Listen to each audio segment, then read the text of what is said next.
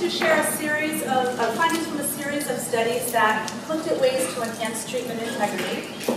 I became interested in treatment integrity long before I knew that the word even existed or what the word meant.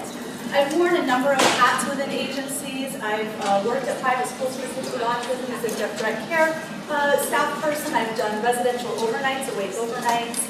I've moved into staff training positions. I've worked as a behavioral consultant for a number of different agencies, public schools. I've done residential development. And I became interested in this very early on in my career when I realized a lot of my friends in the agencies didn't do what they were supposed to do, which seems completely unfathomable to me, that you wouldn't implement the plan as designed. And a lot of people don't, as those of you who work in those settings know. And so then when I pursued graduate training, I became really interested in this topic, and it's been my primary focus since. It's something I'm really passionate about. So in the short time that we have together, and I promise you will get out on time for lunch, I'm going to talk to you and hopefully convince you about the importance of measuring treatment integrity, talk to you about some obstacles with respect to measurement and implementation, and then wrap up by talking to you about some of my research which has looked at ways to improve treatment integrity.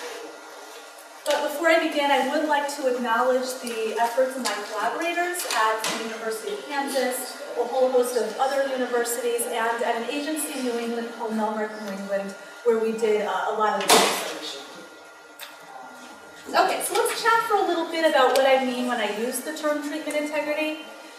Historically, treatment integrity has been defined as consistent and accurate implementation of an intervention and the way that it's designed. Why does that matter? Anyone want to take a guess? Why do we care about that? So you know that what you are saying you're doing is actually making it better than Bingo. So that you know if you see positive outcomes, then it's due to your treatment procedures and it's unrelated to other variables. There's a second layer to that, though, in that if you need to troubleshoot and you're not getting the outcomes that you want, if you don't measure it, you can't figure out if it's because staff didn't implement the intervention or because you need to change the intervention. And so measuring treatment integrity is really important in terms of troubleshooting. More recently, researchers have talked about treatment integrity as a complex, multidimensional construct. And what they're really referring to with respect to those dimensions includes measuring what treatment steps were implemented, how well they were implemented, dosage, so looking at how often intervention was provided, and then how the intervention was delivered. And this is a helpful heuristic, but we're really a long way off from arriving at a comprehensive definition of integrity. So what I'd like to do for the purposes of this talk is borrow the definition proposed by Hager, Moser, Sinetti, and Cradwell, and define treatment integrity as the extent to which essential intervention components are delivered in a comprehensive and consistent manner by an interventionist who's been trained to deliver that intervention. So I'm going to talk to you about training practices as well, and then some follow-up strategies later on. Now, when measuring treatment integrity, it's customary. What we often do is create a task analysis of essential intervention components, and then measure the extent to which employees or staff implement those steps. With respect to errors, there are two errors that are commonly reported in the literature. One refers to errors of omission, which are missed intervention steps, and the others are errors of commission, which refer to unplanned delivery of an intervention step. Now, areas of commission tend to be a less researched area. Fortunately, we're starting to see some research in this area. And this is one that tends to be less obvious to folks. If you're a supervisor going in and measuring staff behavior, you might see things like inadvertent reinforcement of problem behavior, or reinforcing behaviors you want to see, but doing more often than the schedule prescribes, or including an entirely novel step to the intervention plan that's not really part of the plan.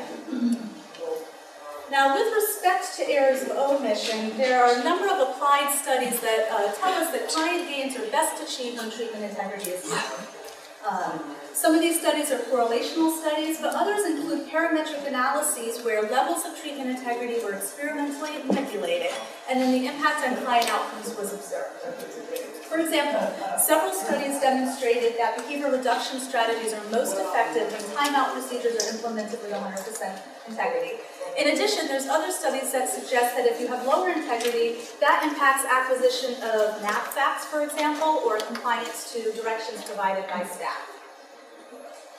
Recent discussions have expanded the notion of treatment integrity to include errors of commission. Interestingly, some of these outcomes are mixed. They're a little less clear-cut than errors of omission. Vollmer and colleagues demonstrated that omission and commission errors during DRA reduced treatment efficacy if there was higher rates of reinforcement for problem behavior. However, Wurstel and colleagues documented that functional communication training was still effective despite that commission errors were committed by staff. In another study, commission errors were found to be more detrimental than omission errors in human-operated tasks and with kids with disabilities. So I found this incredibly interesting, and it paved the way for some of my research, so my laboratory decided to study this in an applied setting with children with autism. And so what we sought to figure out was the effects of errors of commission on acquisition of nonsense shapes for kids with autism using discrete child instruction. And so the shapes you see up here were the pretend shapes that we made, and we just made up names. Booba, Kiki, and Nanu tend to be the ones that we use and can remember. So in order to answer this question, we recruited 3 young boys with autism, and they were presented with a receptive nonsense shape identification task. So we essentially put 3 cards on the table and asked them to find Booba or find Kiki. During baseline, they didn't receive any prompting, error correction, or reinforcement for correct responding. They did, however, receive tokens on their token boards and social praise for attending before the trial in order to keep them paying attention during the session. During consequence manipulation, we presented the same task. Now we provided reinforcement on an FR1 schedule for correct responses, and in order to ensure that we didn't make any omission errors, we implemented a typical discrete trial training task analysis where we provided error correction if there were errors. However, we did want to manipulate errors of commission. And how that looked for this study is we would provide reinforcement for incorrect responses that the participants made. So we had 3 conditions: 0% errors, 50% errors, and 100% errors. In the 0% errors of commission condition, we didn't make any errors. In the 50%, every other mistake that the child made, we would reinforce with a token and social praise. And then in the 100% condition, every error they made, we would reinforce. So we wanted to look to see, we basically conducted a parametric analysis to see how that would impact learning. So these are the data that we gathered. I apologize in the back if this is small. We used a multi-element comparison within a non-concurrent multiple baseline design and looked at students' percent accuracy in responding to RSDs and identifying the shapes. So we have Alec, Justin, and Salvatore all showed low and stable performance during baseline. And then when consequence manipulation was put in place, you see for Alec, there's a fairly high variability for about the first 5 sessions. And then after that, we see differentiation take place. So the condition closed triangles here where we made no errors, there was higher levels of accuracy. But in the condition in which there were errors 50% of the time, 100% of mistakes that the child made, we see variable performance that's low and fairly similar to each other. And we get somewhat similar findings for Justin, some variability initially, and then higher performance for the condition in which there are no errors made, and then similar performance around 20% for both of the other conditions. Interestingly, for Salvatore, he exhibited differential outcomes immediately. And so higher performance for no errors, moderate performance for some errors, and lower performance for many errors. So, what's the take-home message of this study? Put simply, making some commission errors may be just as detrimental as making many commission errors, which is a little bit scary if you think about some of the errors that staff make in applied settings. Now, we can't extend these findings to omission errors at all. We're really careful about isolating a specific type of commission error, but I do think that this does have some ramifications for the applied setting. What we don't know, and I think this is interesting and not too surprising, if staff make mistakes when they're teaching, there's going to be an impact on learning. I don't think that's too surprising. What we don't know is what the long-term impact might be. You think about what happens in applied settings where then you, as a supervisor, you observe a staff member making some mistakes in teaching. You might provide some additional support and help and whatnot, get their performance a little bit higher. You don't know what sort of impact previous exposure to suboptimal integrity might have on learning those target areas. So my laboratory is studying this now. We're running 2 studies. One is an extension of the data set that I just shared with you, but we're still collecting data. So unfortunately, I was hoping to have enough data to share today, but we're not at that point. But I do have one study that I can share with you. It's a translational task in the laboratory with college students using a match-to-sample activity. So what we wanted to do here was examine the long-term effects of treatment integrity errors on acquisition of nonsense shapes during this computerized task. Now, what we decided to use for nonsense shapes, you see just a sample of them here. They're modified Japanese hiragana, so we added some features and removed some features so that they really were novel character-based shapes. We did screen out participants who were interested in joining the study who had exposure to character-based languages. We didn't, that was an exclusionary criterion. And we modified them so that if folks wanted to learn hiragana later on in life, participation in this study wouldn't impact that. Not that we expected that it would, but we were worried about that. So participants were exposed to 2 conditions, error condition and a high integrity condition. They were not signaled when these conditions changed. They didn't recognize that when they were sitting at the computer interacting with this task. And in the error condition, we manipulated different levels of treatment integrity. And we used a multiple baseline design, but participants were assigned to one integrity condition. So we had several multiple baseline designs that were implemented in this study. The programmed errors my graduate student created this match-to-sample program, and the computer had particular programmed errors. So in the 25% condition, 3 out of 4 trials, randomly the computer would make a mistake. And the other, in the 50% is 1 out of 2, and then in 75% it was 1 out of 4. And what the mistakes looked like depended on what the participant selected in that condition. So if the participant selected a correct shape and it was an error trial for the computer program, the computer would tell them that they were incorrect. However, if the participant made an incorrect response, the computer program would tell them that they were right. And then in the high integrity condition, there were no mistakes. So this is essentially what the participants saw. So you see the hiragana shape here, and then there were 5 choices of different nonsense names, and that came from a pool, so that those were always changing. They didn't stay the same. So I'm going to show you a couple of different data displays.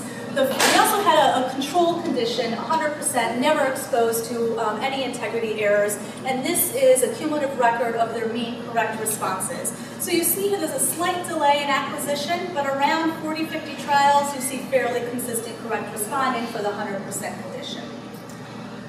Now for the 25% condition, in this first phase, they were exposed to 25% integrity. So 3 out of 4 trials, computer made a mistake, and then the phase change indicates when high integrity took place. And what you see here is low acquisition during errors, and then still fairly low acquisition. You start to see some acquisition here at the tail end, but previous exposure to suboptimal integrity impacted later learning. For the 50% condition, their first condition looked fairly similar to 25%, but their second condition, where they weren't exposed to errors, looked a little bit better, so you see higher acquisition here for at least 2 of the participants. Again, these are only sample data for these conditions. And then the 75% integrity, you see some correct responses made here, certainly not as bad as these other conditions, and then much better performance, a little closer to the 100% condition here, the control condition. Now these data here in the first phase weren't too surprising given some applied studies that have been done. What I was really interested in were these data in the second condition. Let's present these data just a little bit differently. These are aggregated across all of the participants in this study. Condition A is the error condition. So the closed circle, this was the control condition that was never exposed to errors. In the initial condition, they got about 65% correct. And then as integrity worsened, we see performance progressively decrease. So 75% was lower, around 40, 50% around 25, and 25% around 18% correct on average. Now when integrity improved and there are no errors made, we do see, fortunately, I was glad to see this, we do see increases in performance for the participants who are exposed to the error condition. However, certainly didn't make up for it. They're not performing as well as 100% condition. Interestingly, we start to see the 25% path cross with 50%. Don't know what to make of that quite yet, but find that fairly interesting. Okay, so what is the take-home message? Again, this is a translational study, so limited generalizability here, but it does suggest in this highly controlled setting that integrity level will impact short-term and long-term. If you think long-term is 250, 300 trials, I'm sort of stretching here, but will impact long-term acquisition. So again, this project attempted to simulate what often happens in applied settings where staff will get some coaching, improve their skills, and let's see what sort of impact that might have on acquisition. So what's the take-home message of these studies and other studies that are published? There's a whole host of them. Integrity matters. It's an important thing that you need to measure, behavior of staff that you need to measure. And there's a whole host of reasons that staff don't do things that they're supposed to do, aren't implementing plans that they're supposed to do. So let's talk about that for just a little bit. We can conceptualize treatment integrity as a can-do or a won't-do problem. With respect to can't-do problems, it could be that staff haven't had adequate training and don't have the prerequisite skills, and now they're put in a situation where they're expected to implement strategies and behavior plans, and they don't have the skills to do that. In my previous job, I was director of training for an agency, and so I got to meet new staff every month coming into the agency. And I heard horror stories about the quality of training provided out there. A couple hours training, sort of that on-the-job stuff, and then they're responsible for implementing plans that directly impact whether or not folks learn functional skills. And they were scared to work with folks because they didn't have any idea what to do. So to have an expectation that they're going to be proficient in implementing some of those interventions is inappropriate. There also might be a generalization gap, so what folks are expected to do in real-world settings while working with individuals with disabilities might not match what they were doing during training. And they may not have the skill sets to mediate generalization there, and you haven't programmed that in your training. Staff might lack competence in the sense that if you just use that checklist, and yep, they did all the checklist steps, but the quality with which they implemented is compromised, so that sort of taps into that. They might lack the time or might lack the resources, and it straps them and they're unable to do it. They just can't do it. With respect to won't-do problems, it might be that the response effort is too great. You're asking them to do something that is challenging, effortful, and they just won't do it. There might be other contingencies in place that favor other behaviors other than implementing the plan. And if you think of any service delivery setting, I am sure you can come up with a whole host of other contingencies that are operating that interfere with treatment integrity. Or, for those of you who are consultants or do design plans, your plan might be ineffective. And educators just aren't going to implement ineffective plans, particularly because of all these other reasons that I've just talked about. So my colleague Lisa Hager-Moser-Sinetti and I are interested in this and also interested in why consultants might not measure treatment integrity. We know that there's a whole host of obstacles to implementing. There's also a lot of obstacles to measuring. And so we decided to conduct a survey to inquire about what might be some of the barriers to measuring treatment integrity. And our backgrounds are in school psychology, so we are focused primarily on school-based treatment outcome studies. So what we did here is we surveyed authors who had published articles in 4 journals: School Psychology Review, School Psychology Quarterly, Journal of School Psychology, and Psychology in the Schools. And the authors were actually part of a larger study that looked at the quantity and quality of treatment integrity and school-based outcome studies. And so we surveyed them and asked them particular questions. We gave them the barriers to treatment integrity implementation scale.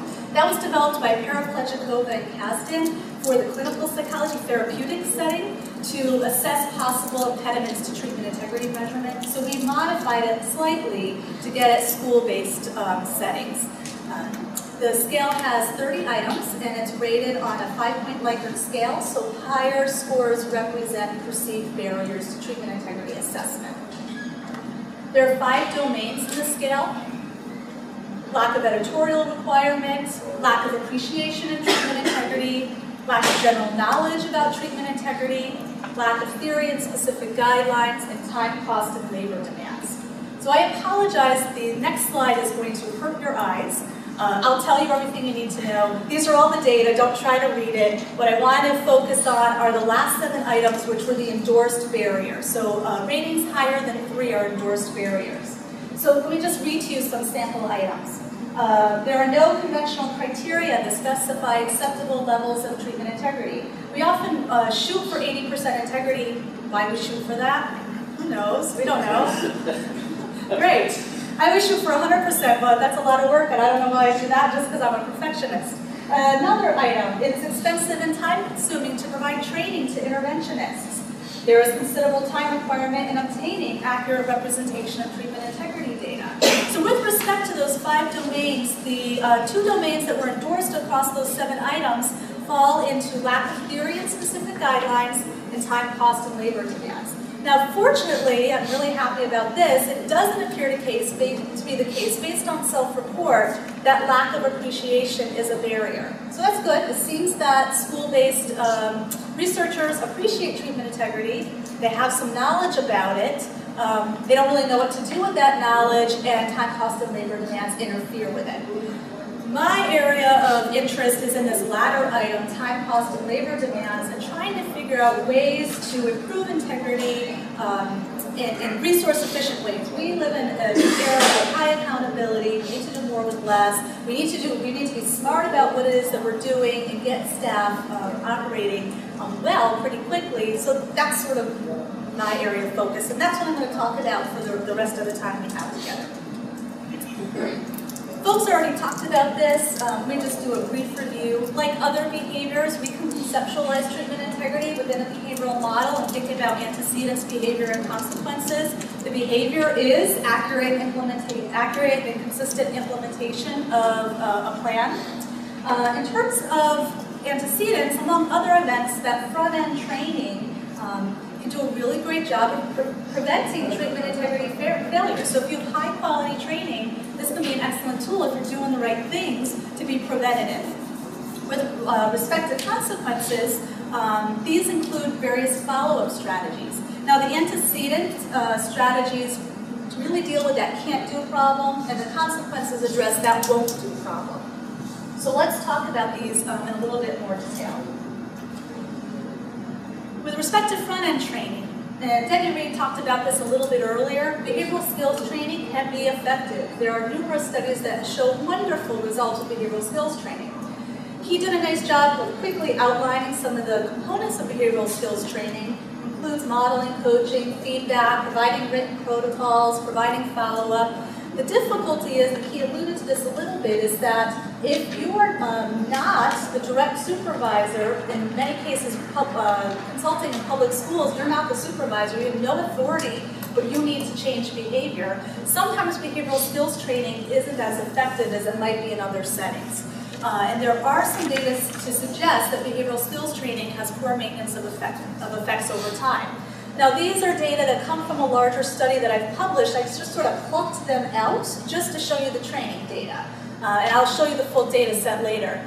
What I did here was come up with a function-based intervention, met with the teachers, shared the written protocol, asked them, do you think this is something you can implement in your classroom given other responsibilities? They all said yes. Okay, good.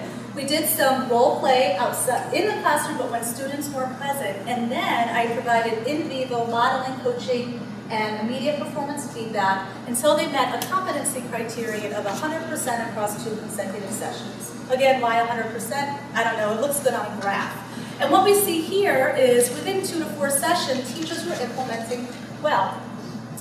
I'm still in the classroom here, but I'm no longer providing that behavioral skills training package. We see performance fall to 0 levels almost immediately, immediately for 2 folks, and then a decreasing trend for another.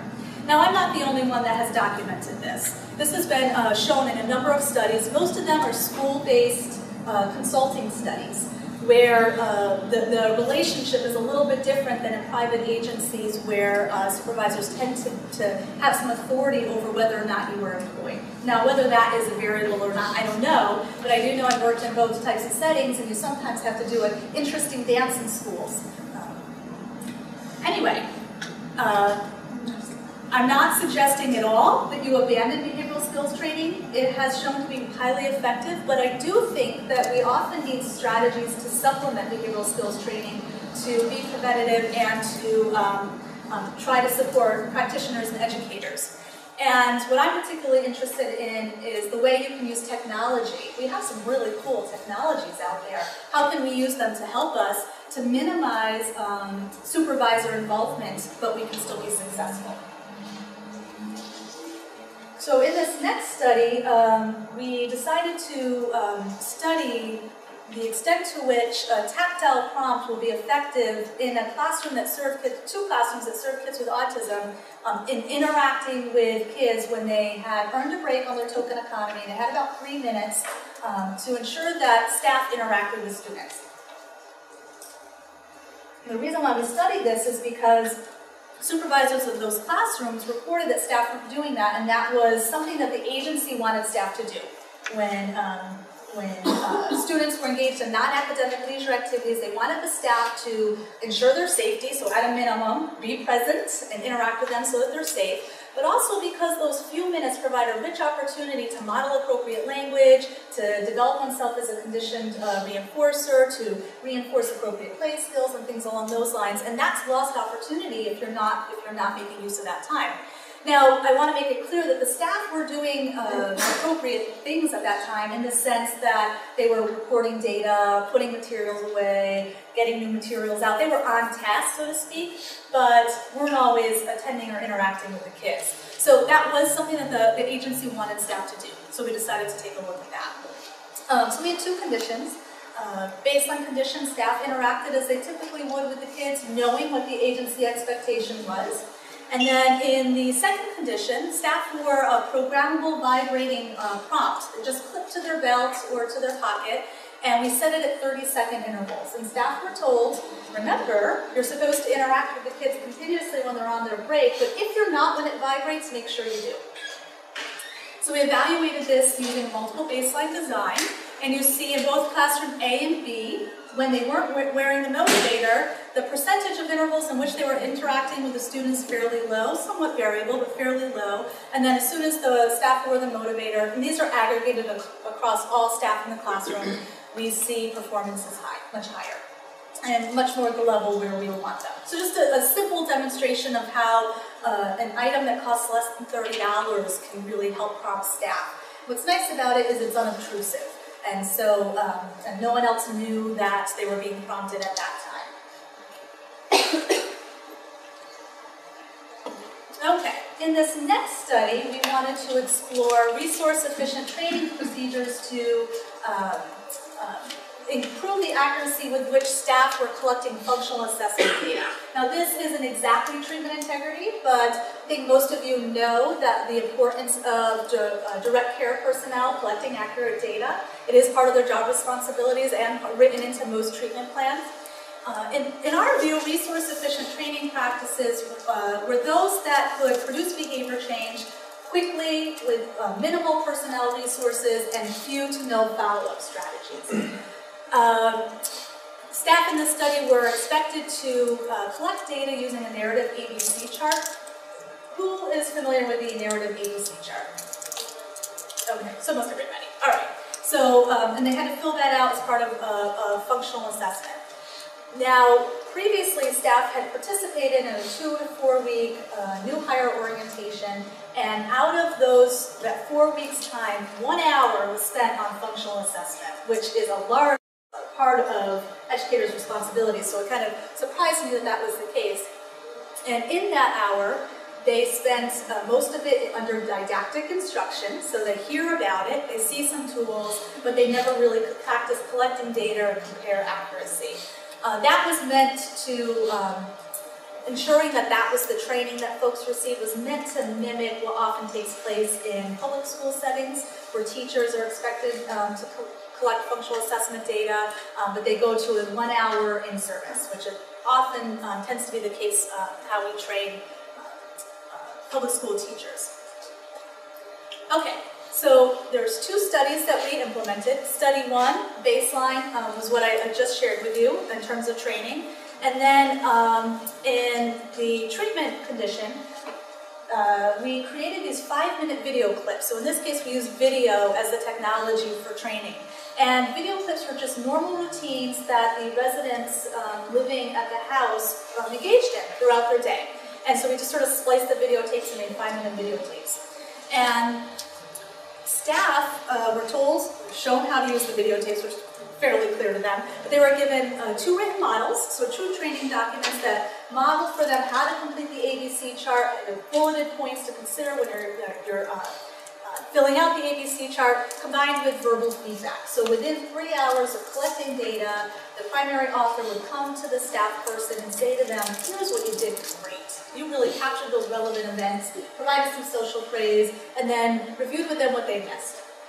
Which, as you know, feedback can be fairly effortful. So what we wanted to do was to see, is feedback a critical component here? Can we get the same results if we just provide the training documents?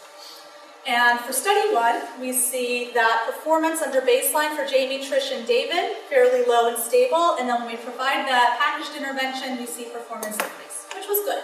Because each of these sessions were about 5 minutes in terms of data collection, and then a couple minutes meeting with the supervisor to review and receive feedback. So this wasn't an extensive training opportunity. Study 2, when we remove feedback, we still see similar findings, which was kind of cool. That those training documents were that robust that we would see changes in performance. Now, I do want to point out that this was data collection from a video. We didn't assess generalization in the real-world setting, which I imagine there might be some breakdown when you're juggling and doing 10 different things as a staff person, and now you're asked to collect functional assessment data. In the next study, we wanted to use video in a slightly different way, and we wanted to look at the effects of video modeling on new staff implementing discrete trial instruction. So what we did here is we pulled staff that were participating in new hire orientation, so brand new, green, had no idea what discrete trial instruction was. We made sure they didn't observe that during orientation and instead participated in this study if they agreed to participate. What we asked them to do was to implement a number matching program. And so we gave them the protocol for it, the data sheet for it, and the materials for it. And during baseline, we said, read it, and then implement it with us in a role-play scenario. Again, this represents an impoverished training environment. I would never recommend this, but this was it mimicked environments folks were reporting they had at other settings and agencies in the area. So we wanted to basically demonstrate it's not an effective training technique. Under video modeling, about 10 minutes before they had to run a discrete trial training session, they watched a 7-minute video which depicted accurate implementation of the number matching program, no other program. So the exact task they were supposed to do, they watched the video model. We then assessed generalization across tasks, a receptive and expressive object identification task. They never watched a video depicting that task, but we wanted to see if their skills would generalize, and then a 1-week follow-up of the original task in the absence of video modeling. So what you see here, multiple baseline design, the closed data paths represent their performance with us in the role-play session, and then we had single session probes with a real student to see what performance would look like with a child with autism. So we see relatively low and stable performance for Rob, decreasing trend for Kara, and around 65% accuracy. I was a little surprised Joanne didn't do so bad with no training, and fairly stable. Still not good enough. When the video model is put in place, we see immediate increases up to 100% by the end of the condition, and then generalization across tasks, and then high levels of performance at a 1-week maintenance probe. With the exception of the student probe for Rob during baseline, performance with the kids was similar to the role-play scenario. I was so excited about these data, we actually started using this technique in our orientation when we saw the effects. I wanted to see if we would get similar findings if we used a different type of treatment protocol. And so here, we studied whether or not using video modeling would be effective in teaching how to implement a behavior support plan. you think about supervisors or consultants, the amount of time they spend training staff how to implement a behavior support plan to reduce challenging behaviors, it's a lot of time. So if we can save some of that time, that would be helpful. So what we did here is we had new staff in orientation who had never worked with the children before and weren't exposed to those behavior support plans, agree to participate, and we gave them a written protocol and a 5-item multiple choice quiz, and if they passed that at 80%, they were able to work with the students. Now, their time spent with the students was focused primarily on implementing the behavior support plan. The students were engaged in an independent activity, so there was no active instruction. We didn't ask the staff to do multiple things. All they had to focus on was implementing the behavior support plan. During individualized video modeling, they watched, right before the session, they watched a 10-minute video which depicted 2 staff role-playing what the plan should look like. So they saw it being carried out. We then layered on performance feedback in the next condition, and then we looked at a 1-week follow-up probe in the last condition. I tend to like multiple baseline designs, so another multiple baseline design for you. We see for Kelly, Lauren, and Shannon, performance is generally low. We see a slight increase in performance for Shannon at around the time that Kelly was exposed to individualized video modeling. I assure you this was not a result of this intervention. They worked in completely different environments, completely different shifts with different children, so it wasn't even the same behavior support plan protocol. I think that Shannon observed other staff implementing the plan and started imitating that, but I don't know. We were excited to see initially that when video modeling was put in place, there were some increases, but then we saw some decreases in variability. So we felt like we needed to supplement that strategy. We included performance feedback, which essentially consisted of me saying to them before they watched the video, make sure you pay attention to this particular part, you made an error last session. So it was kind of generic feedback that just allowed them to focus a little bit. We see performance is high immediately, stable at 100%, and then at a 1-week follow-up probe, we see performance stay high. Okay, a lot of data. So what is the take-home message of these front-end training techniques? Initial training may need to be supplemented with additional strategies. In this case, we looked at different types of technology to promote treatment integrity. And I think technology is a fun, reasonable option to pursue, particularly in service delivery settings with limited resources. You did see, though, that some follow-up strategies were necessary. For the last study I talked about, performance feedback was necessary for individualized video modeling to be effective. We asked staff about it. Some of the staff were working with folks who were just as big or bigger than them, and they reported feeling scared because they were dealing with challenging behavior, that they would do something wrong and they got no sense of whether they were doing it right or not until feedback was put in place. But then in the other study where they were collecting functional assessment data, feedback wasn't necessary. So let's talk about feedback and follow-up strategies for just a little bit. Right before I came here, I conducted a site info search where I entered the parameters feedback and Journal of Organizational Behavior Management. That search yielded 127 studies. So just in JOBM alone, there are lots of studies that support the use of feedback. There is some disagreement about the behavioral function of feedback, whether it is an antecedent, whether it creates rule-governed behavior, whether it's an establishment operation, multiple functions, reinforcer. For the purposes of this talk, I didn't study that explicitly, but for this next study that I chat with you, it was combined as a package of follow-up strategies, so let's think of it in terms of a follow-up strategy. So this was a study done in a school setting where I was a consultant, and I would go in frequently, but not necessarily every day. And it was a situation where I needed to make sure teachers were implementing the plans, but I needed to figure out a way to kind of weed myself out of there and fade myself out of there because your cases change all the time. So I wanted to look at what types of packaged interventions would be most effective in that type of work setting, in that type of environment. I also was trying to study, can we be effective without providing direct feedback to teachers? In part because I ran into some difficulty in public school settings with union contracts where if I'm not the direct supervisor or the principal, I can't give feedback about performance in that environment, which really straps your hands if that's what's needed. So I was trying to figure out, is there another way we can provide feedback without it being that type of feedback and still be effective? So lots of conditions here. During pre-training baseline, I just went into the classroom and was observing these cases were referred to me because the students were engaging in problem behavior and the teachers couldn't handle it. So I was doing a functional assessment essentially at this point, but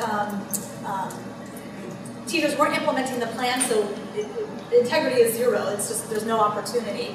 During training, I was providing a behavioral skills training package with modeling, coaching, and immediate performance feedback until that performance criterion was met 100% across 2 consecutive sessions.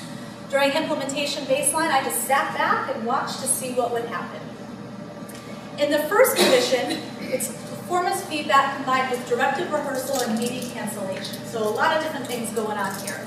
Essentially what I did is I slipped a note in the teachers' mailboxes every day that had graphic and written feedback about their integrity and how accurately they implemented the plan.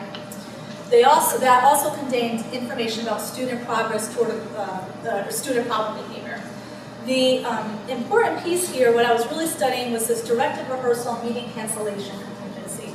Directive rehearsals repeated practice in needed areas. So they would role play with me 3 times the steps of the intervention that they missed. And we had an arranged time every day that we would meet. So they knew at a certain time before the next session, that was our 10 minutes together. And we would practice every missed intervention step 3 times. Now, I would love to do some research on the number of times of practice, because the first time they're real troopers. Okay, I'll practice this with you. Second time, oh yeah, I'll play along, we'll practice it again. Third time, it gets a little socially uncomfortable. And they're a little like, we gotta do it again, I think I've got it. However, if they didn't miss any steps, there was no need to meet with me. There's nothing to practice. That's the meeting cancellation contingency. So if they implement with high levels of integrity, they don't need to take away time out of their day to meet with me. Now, why did I set this contingency up? There is some research to suggest that the biggest barrier to effective consultation is lack of time. So I thought if I can manipulate time in some fashion and set up a putative negative reinforcement contingency, not that they're avoiding me, but they're avoiding having to give up time out of all the other things they could be doing to practice these steps, it might be a pretty powerful motivator. Now, because this required direct feedback about teacher performance, I wanted to study something a little bit different, and I looked at a goal setting and performance feedback condition where we set a goal for students' progress to be 50% below baseline levels, and teachers received a note in their box just about students' progress toward that goal. The reason why this condition was designed is because there was previous research to suggest that if teachers implemented function-based interventions with high levels of integrity, student problem behavior would be lower. So, presumably, if they're getting feedback that student problem behavior is lowering, hopefully integrity is high, and I don't have to give them any explicit feedback about that, if there really is a negative reinforcement contingency. And then the last condition was to fade out the feedback schedule from every session to every other session, and it slowly systematically fade that out. Now, I have to apologize in advance. Like that table I showed you, these graphs are really messy. I have 2 data paths here. The closed data path is the teacher performance. The open data path is the student performance. I'll tell you now, we're not going to talk about student performance, but there was a negative correlation. The conditions in which integrity was higher, student problem behavior was lower. And that was the case for 3 out of the 4 dyads, but I'm not going to talk about that. Okay, during pre-training baseline, teachers weren't implementing the plan, no opportunity, 0%. During training, we see for the teacher A, pretty quickly, performance met criterion within 2 sessions. Teacher B required 15 sessions to meet criterion. Teacher B was a thorn in my side throughout this entire thing. I would provide some coaching and feedback in the middle of the classroom, trying to be subtle because the student didn't want any of the other students to know that he was exposed to this intervention. And I would, give her a sign in the background or other things, and she'd look at me and shake her head no. I'm like, oh my goodness, what am I doing? Eventually she got there.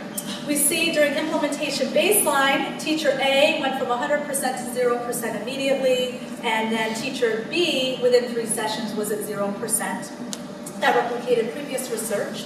So this is the goal setting performance feedback condition. They're only receiving feedback about student performance. We see a slight increase for teacher A, but it's variable. No change for teacher B. When we put in place this other, condition with feedback, explicit feedback about performance, directed rehearsal, and practice in needed areas, and meeting cancellation. Teacher A met criterion right away, and teacher B, a little bit of variability, but got to 100% by the end of the session, within about 6 sessions. And then when I attempted to fade, we see treatment integrity stayed high despite the fact that the schedule of feedback and a putative reinforcer was thinned. And the same thing for teacher B. And then we get similar findings for the next dyads, except that the order of conditions was changed. So training criteria met within 4 sessions, but then we see degradations in integrity when we remove that. And then the effective conditions for the other dyads stayed effective for these two. In this case, we have a replication, and then we were able to fade out over time. Okay, so what's the take-home message from this study with all the messy data paths? Front-end training may need to be supplemented with follow-up strategies, trying to address the can't-do and the won't-do problems, but to be thoughtful about resources in terms of fading out feedback if it's possible, and also using technology. Okay, I've shared a lot of data with you today in a really short period of time. I know I've talked quickly, so let's just wrap up by talking about some areas of future research. I hope I've convinced you that treatment integrity measurement is necessary. If I do that and you go out in the respective settings and start collecting that, I will feel like I've been very successful.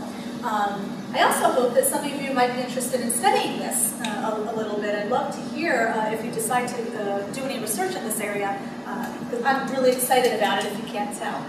So the first area of research, I think the field would benefit from a better understanding of the impact of integrity errors on short-term and long-term acquisition. We don't know a ton about that. We're starting to figure out a little bit more, but that part of the field is wide open. So I encourage you to study that. The field would also benefit from a better understanding of the impact of integrity errors on reductions in challenging behavior when you have a function-based intervention. In addition, we're still trying to figure out how much integrity is good enough. So I shoot for 100%, but it's clear we probably don't need that. Well, I won't say it's clear. I think we probably don't need that. At around 75%, we start to see some degradations and negative outcomes for learners. Maybe we only need to train to 80%. Maybe that clinical criterion is okay, maybe 90%. But think about all the training time that's put into training to a particular criterion. It'd be nice to know if we know what that criterion is, and that's backed by science. I also think we need to have some more research on those front-end trainings and what sorts of techniques are necessary to prevent integrity failures, particularly with respect to how we can use technology to be resource efficient. And then I'd love to see us add more tools in our collective toolbox with respect to follow-up strategies and ways to address integrity failures once they do occur. That's it for me today. If you have any, we do have some time for questions. If I don't get to all your questions, grab me outside or feel free to email me at the email address on the screen. Thank you.